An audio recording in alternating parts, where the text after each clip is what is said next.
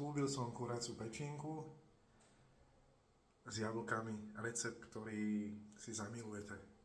Takto to vyzerá, keď to je pripravené, recept ide hneď po tomto, takže si to pôjdete pozrieť. Ja to s vami okoštujem, toto je cibulečka a jablčka.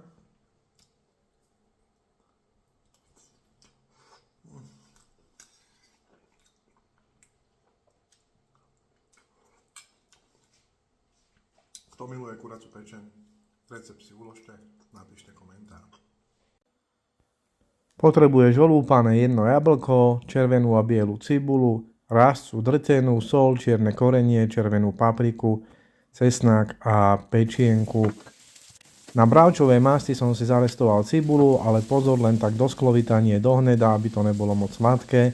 Potom pridávam kuraciu pečeň, zarestujem a pridávam jednu lyžičku drtenej rastce, jednu lyžičku čierneho korenia, jednu lyžičku sladkej papriky. Všetko to spolu premiešam a pridávam nastrúhané jedno celé jablko, 4 strúčiky cesnaku a zalejem to vodou tak, aby bola pečienka zaliata. Prikryjem a nechám variť 20 minút na silno. Medzi tým si pripravím na zahustenie trochu vody, jednu lyžicu hladkej múky a trochu soli. Sol sa dáva do pečienky až nakoniec, tak práve preto. Po 20 minútach to vyzerá takto a môžeme si to zahustiť.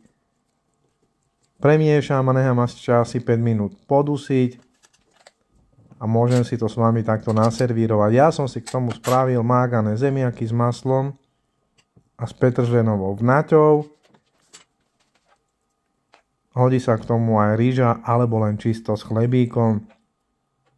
Doporučujem recept vyskúšať každému, kto to má rád a ja vám garantujem, že už ináč pečienku robiť nebudete.